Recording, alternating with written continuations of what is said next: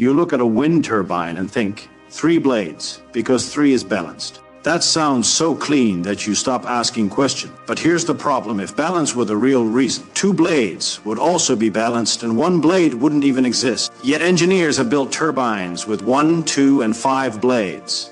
So the real question is not why does 3 look right? It's why does 3 survive? The wind, the tower, the noise limits, and the budget better than the others? What feels like a simple shape choice is actually a fight between torque and drag. It's also a fight against twisting forces that try to shake the machine apart over years. And it's a fight against what people will accept seeing and hearing near their homes. Once you measure what the turbine is truly optimizing, the obvious answer stops being obvious. If you want more clear, first principles explanations like this, subscribe to support the channel and like the video so you don't miss the full breakdown. You probably explained 3 blades with 1 word, balance. It sounds right because 3 points can look evenly spaced, and your eyes treat symmetry as stability. When something repeats in the real world, you also assume it must be the best solution, not just a common. But that confidence is coming from how the turbine looks, not from what the wind is doing to it. Words like balance, efficiency, and power feel solid, yet they hide many different meanings. A rotor can look balanced and still suffer uneven forces as it turns through gusts and wind shear. And a design can be efficient in one situation and inefficient in another. A simple check breaks the story.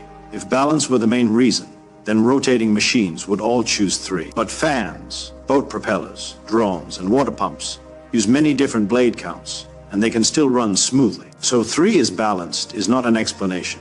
It's a guess that feels true because it's easy to say. We have to drop it before the real reasons become visible. When you watch a wind turbine, your brain builds a simple story from far away. You see a smooth spin, a steady tower, and you label it stable. You hear a faint whoosh, and you assume the machine is calm. But your senses are not measuring the real problem. They are filling in gaps with familiar ideas from fans, pinwheels, and airplane propellers. This is why people can look at the same turbine and disagree.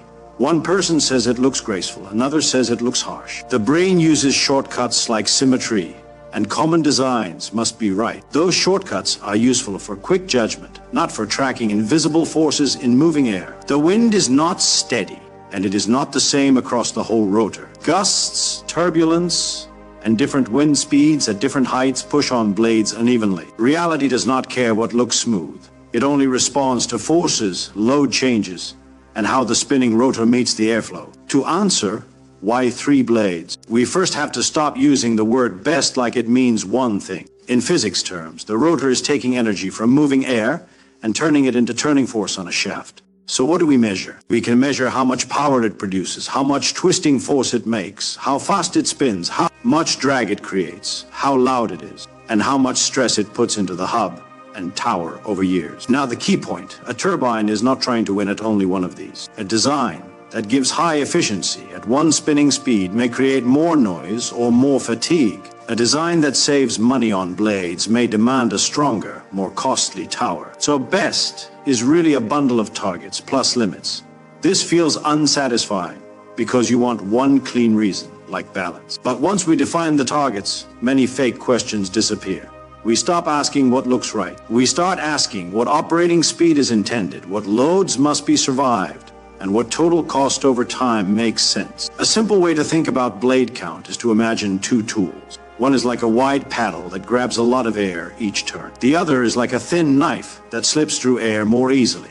More blades act more like paddles. They can create more turning force, especially when the rotor is not spinning fast. But they also put more material in the wind, so drag rises, and spinning fast becomes harder. Fewer blades act more like knives. They don't grab as much air at low speed, so they make less turning force. But because there is less blade cutting through the air, drag is lower. So the rotor can spin faster without wasting as much energy. This analogy works because it explains the trade-off, torque versus drag, slow versus fast. It fails if you take it too literally, because real blades use lift, not just pushing. Still, it replaces the wrong intuition that more blades always capture more wind. It shows why different blade counts prefer different spinning speeds. Now we can see why different blade counts behave differently.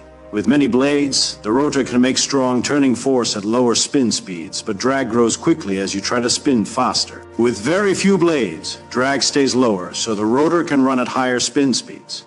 But it may not make enough turning force unless it spins fast. This is why the best efficiency does not sit at the extremes. A 5-blade rotor tends to reach its best efficiency at lower rotational speed. A 1-blade rotor tends to do better only at higher rotational speed. In between, the peak efficiency sits near what 3 blades can achieve. But efficiency is not the only filter. Faster spinning usually means more noise and more wear in moving parts. Slower spinning reduces wear, but adding blades costs money. There is also a blunt cost reality. 2 5-blade turbines use 10 blades total, which could build 3 3-blade turbines with 1 blade left over. So 5 blades can be expensive for small gains. 3 becomes a practical middle. Good efficiency at a lower speed with manageable cost. A turbine is not only fighting drag, it is also fighting uneven forces. Wind is messy. Gusts, turbulence, and changes with height mean the load on the rotor is never perfectly even. With 2 blades, there are moments when the blades line up in a way that can create an unbalanced twisting push on the hub and tower. Under certain wind conditions, this can increase bending forward and backward, or side to side, and it can add vibration. Odd blade counts help because the blades do not come in pairs. With 3 blades, the wind load is spread more evenly across the rotor face over time, so the strongest pairing effect is reduced. This does not remove stress, but it makes the loading pattern smoother, which matters for long-term fatigue. You can still build 2-blade turbines, but then the hub, blades, and tower often need to be more robust to survive those worst moments. That extra strength costs money and can remove the savings of using fewer blades. It feels like the turbine meets one simple thing, the wind speed right now. But a spinning rotor does not experience the wind as one uniform number. Each blade is moving through the air, so the airflow it feels depends on its own motion and where it is on the circle. Also, the wind is not the same across the rotor.